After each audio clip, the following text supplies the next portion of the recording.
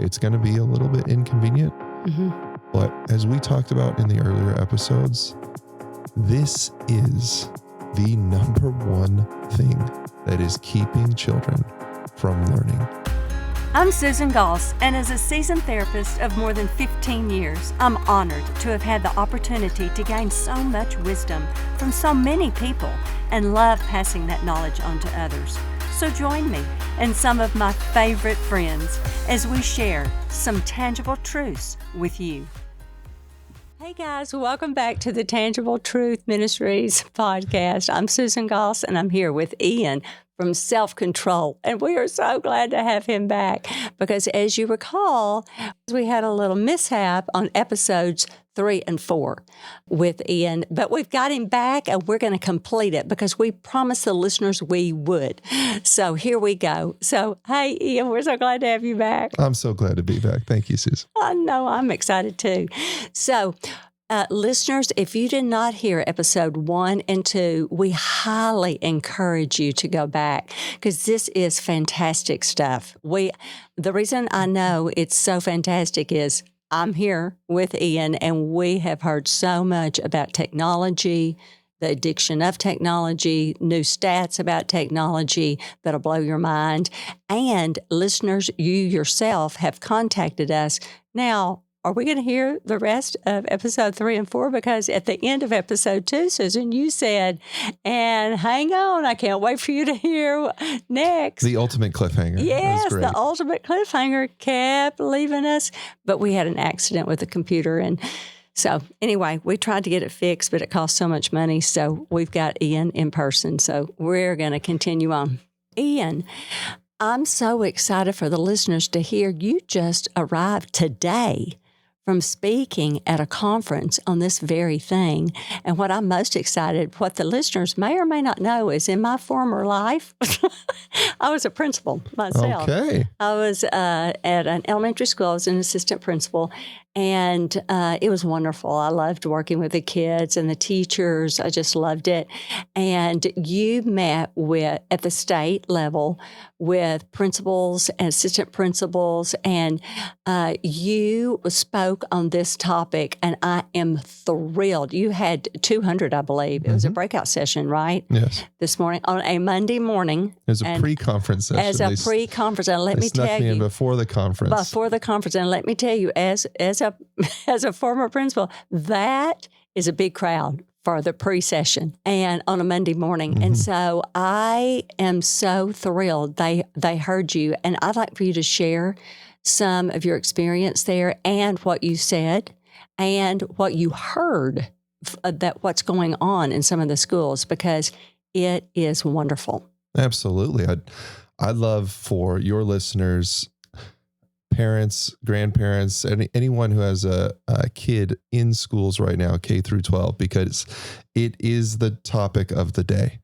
And so as administrators, I think the reason the turnout was so high is they have no idea if they're doing it right? They want some validation. They want to understand and get a chance to talk to their peers and say, hey, how are you handling this? We're going to try to roll it out this way. Because as you know, we passed legislation for the bell-to-bell no cell bill, and it goes into effect in a couple of weeks here. Yes. It's actually, I believe, it's probably going into effect right now. You might be listening to this as you're driving your kids to school, as school just got started here for the next school year. And now every public school in the state is required to essentially have children put their phone away and not have their phone between morning and when school ends at the end of the day, which is a pretty massive shift. And just 2 years ago, I was talking to a part of the staff at Fayetteville High School, and they said, we have kids in here who have their earpods in their ears all day, nonstop. And the kids maybe the phone isn't out, but they're not listening the entire time they're at school. They're not engaged. And you have teachers, it's basically was up to the teachers. And so the teachers needed to choose, well, am I going to be a stickler and say, hey, take that out of your ear. Hey, put your phone away, do that. And some teachers did, but some teachers would get sick of doing that and just said, all right, if those kids don't want to learn, they're not going to learn. And I am so glad that our state legislators did something about that, because that puts each teacher in a terrible position where they can't focus on teaching the topic that they're trying to teach. They're focused on just trying to get kids to pay attention and put away their devices that arguably shouldn't be in school, distracting them from learning. And so the difficulty here, though, is this does have an impact on parents, right? Right. And this has an impact on your ability to access your child. So we talked with the administrators and we said, how are you all handling that? What's the policy? And they're like, well, they got to call the school office and we'll get a message to their kid and we can get a message back to them. But it feels like we're rewinding the clocks about 15, 20, 25 years to when that was the only way you could get a message to your kid. And so we're going to be adjusting to, and as parents are going to need to adjust to, well, I actually need to get in touch with the school. And it's interesting, in elementary school, most parents already do this, where elementary school students don't have access to a cell phone necessarily, especially at the younger ages. So they're already used to messaging the teachers, but you have one teacher and you know how to get in touch with your students. So now it's going to be a little bit inconvenient, but as we talked about in the earlier episodes, this is the number one thing that is keeping children from learning. The number one thing. Screen time. I asked them, and I had a room full of superintendents, principals, assistant principals, and said, hey, what's the biggest thing keeping your children from learning? And they're like, screens. They even if they're not on their screens, they're distracted about the text message that they can feel that's buzzing in their pocket. They're thinking about what someone posted online before they got to school. Children's interaction in the online space and with their devices is shortening their attention span. It is effectively what I see as the number one lever. And I shared this with the administrators this morning as I was speaking in Little Rock. The number one lever that I believe we can do something about to help children regain their ability to focus and learn and grow in the school environment. The challenge, I think, for administrators is, well, how do you change a whole school's habits this quickly? Right. And so I think one of the greatest things is we got to hear from some of the administrators that have been doing this. And so I asked them to share and said, hey, who's ahead of the game here? And a lot of people raised their hand. Like, we saw it coming and we did this last year. And, we clapped for them and said, good job. Thank you for doing that. How'd it go? And consistently, all of them said, it was incredibly difficult at first, but it has been the most amazing thing for our students. And they talk about, and just with smiles on their faces, our kids, it's noisy, it's annoying. At lunchtime, kids are getting into fights. They're yelling at each other. It's so great because the kids are interacting. Right? And it's not that those things weren't happening. Those things were happening online. Kids were still getting in fights. They were just verbal fights or cyberbullying or things going on online. And teachers had no way to stop it. No way to know unless they're going to monitor everybody's social posts. And everyone tells me the same thing. Yeah, it's so eerie when you look out on a lunchtime hall or a cafeteria of a few hundred kids and it's quiet. Yeah. And you're like, why is it quiet? And so they were so excited to see kids misbehaving and interacting, obviously interacting in many healthy ways, but that is what the kids have been missing when everyone just said, yeah, here's a phone and you can use it. And it's so encouraging to me that schools, basically the burden was taken off of them and the state took the burden on themselves to say, look, this is not healthy. And we are going to step in here on behalf of the mental health of the children of the state of Arkansas.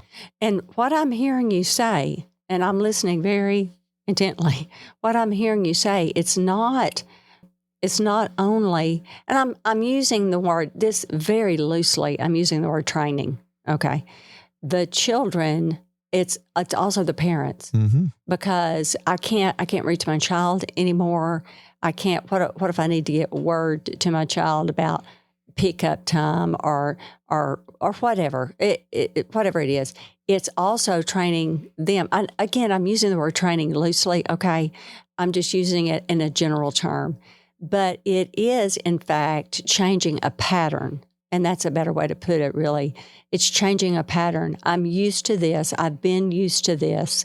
So what's a different way to do that? And what we're saying here is you do call the school, but also I've got to look at the school website. I've got to look at the school's, I've got to look at all the communication from the school and learn to do that. So if school is supposed to be let out early, I need to be paying attention to that, because the school will notify me. Yeah. And they'll usually notify through text messages. They do. And I heard from some of the administrators, they're like, we're going to have to step our game up Yes, of making they will. sure, hey, I had to talk to all my coaches and say, hey, coaches, you can't just tell the kids you're canceling practice. You got to tell the school so we can get a message out to the parents. And so they're talking through and preparing for the practical changes that this is going to bring. It's not going to be easy, right? Right. Going to the gym to get healthy is not easy. Turning down food that we like because it's healthy for us or unhealthy for us, and we're not going to eat unhealthy food. It isn't easy, but the results are a healthy life. Absolutely. And so, yes, there is some convenience that our children having cell phones all day, every day, in the middle of their school day provides us as parents, but that is coming at an incredible cost. It is an incredible cost. And all the research that I have as a counselor, we get our minds back. I'll just put it very simply. We get our minds back, which That's a good way to put it. We do. Yeah. Because they have been stolen from the screens. The minds have been stolen. And which, when they are stolen, relationships are also stolen. And, by what you said, I'm grinning about when the story about the principal saying, we love it. I know that was tongue in cheek. Yes. The way they said it. Of course, they don't love the kids fighting, but they love life back is what that was saying. That was, that was symbolizing there's life back in the cafeteria. It's not silent anymore because they had lost the minds of the kids, the students. And so I totally get that, because you lose relationships. Of course, there was laughter in there too, and they were engaging and interacting with each other because the relationships were back. They have each other to talk to. Well, some of the stories, Susan, will just warm your heart, where the administrators overheard a student saying, yeah, you know what? I actually hung out with them. They're not as lame as we all thought, right? So sad of just some of those social interactions, but they actually were forced to talk to someone at lunch, and they'd only really kind of interacted with them online. And that person really isn't active online or doesn't post cool posts or photos, but they're like, actually in person, they're okay. Yes. It's just wild. I've heard the same thing from students, even in some of the events that I've spoken at. And we got surveys back as I challenged students in the schools that we've talked at to just redeem 1 hour, get 1 hour back from technology and use it for doing good. Hang out with your family, do things. And there have been multiple surveys of students saying, yeah, instead of Instagram, I decided I was going to, just hang out with my family. And I just went out there, and they were all kind of confused. They're like, oh, thanks for hanging out. And it was awkward at first, but you know what? My parents are okay. That's literally what they wrote in the survey results. My parents are okay. And I was so happy that kid was getting to hang out with mom and dad, or just mom or the siblings, and realize, you know what? Social interaction is awesome. Right? It's awesome. That was a revelation. Yeah. One of the other principals shared an amazing story about how they did it a year early. Okay. And they have a co-op of schools. So it's their kids are kind of involved in a group of schools where they do some joint camps and joint field trips. And she got the feedback, only the kids at your school who had rolled this out, The other 3 schools that were involved hadn't rolled it out. Only the kids at your school on the bus over to the field trip were hanging out, laughing, talking. They were playing Uno in the bus seats together, and they were having a blast. And then they said to the other kids, you guys are just on your phones all the time. You guys are lame. So the kids who were made to socialize and said, you know what, you're not allowed to have this at school, realized that hanging out with people in person is fun. Mm-hmm. And then they told their peers, you guys are just sitting around on your phones. That's not cool. Yeah. And maybe the technique of calling them lame wasn't the best result, but I think that is such a healthy and encouraging sign for what this change can mean for our schools. And I want to challenge every single one of your listeners and parents to get behind it, to support it, because the education and the administrators at these schools have such a daunting task before them. Mm-hmm. Everything we talked about in episode 1 that we recorded about the power of dopamine and its ability to addict us and how much it can affect children, and they get into these dopamine crashes and they can just get so negatively affected by it. Yeah. They're going to be dealing with that. And we talked a lot about this at the conference today. They're going to be dealing with that for the next few weeks as school starts. Yeah. And they're going to have hundreds of children under their essentially care that are going to be going through dopamine withdrawals. They are. And it's a real thing. They were scared after I talked through my whole section on dopamine. They're like, what do we do about it? And I was like, well, fortunately, that's my next slide. So let's encourage you. And with that being said, I think your parents need to understand, as we get started with school, your kids are going to be going through some dopamine withdrawals if they have been using screens heavily, and they're not going to continue to get that during the day. Mm-hmm. So there may be extra excitement or wanting to get online because they haven't been able to connect with their friends at home, and that there might be actually a little additional tension before school and after school. Mm-hmm. So as you prepare, you're already into your school year getting going here, be ready for that. Be excited about the opportunity of what this means for the health of your child, and be ready to talk through it. Don't be frustrated or don't be kind of grumpy and just be like, oh, this is so annoying that the school did that. I can't stress enough how good this will be for the kids long term. Yes. Yes. And like you said earlier, anything that we change and anything we do for good, it's not automatically easy. No, it's hard. It is hard. And going to the gym, I love that analysis because I think all 3 of us here, Carrie's sitting over there, we all go to the gym. It is hard. Hey, Carrie. But the result is worth it. Absolutely. And so this is so worth it to reclaim our brain and our minds back. Yeah. Again, for the sake of our children and for the adults. We need to go to the gym of self-control, Susan. That's exactly right. And build that self-control muscle. We do. And it is flexing a muscle. And for all the adults, it's not just the children. Oh, not at all. That are listening too. I want to hear more about that. So let's stop here so we don't go over, and then we'll start immediately, listeners. But before I forget to ask this question, you spoke to all the superintendents, principals, assistant principals. Did you speak to the superintendents in the Northwest Arkansas areas? The Arkansas Association of Educational Administrators. Good. So across the whole state. Perfect. Very glad. Okay, so hang on, listeners. You're gonna want to hear the next episode as well. So thank you, Ian. Thank you for having me. Carrie is going to have all of Ian's resources on the link for you to look at to reach out to Ian. That'll already be down there. Yeah, in the next episode, Susan, I would love to equip your parents with what I taught to these educational administrators and what I actually got to teach recently in June at the conference that I spoke at for all of the school counselors across the state of Arkansas, where we worked through a 7-step framework that really any helper or someone who's counseling young people can use to help a child deal with screen time and work out of bad habits or even addiction. So we'll stay tuned for that in the next episode. I don't know about you, but I sure want to hear that. So next episode. Thanks. Bye-bye.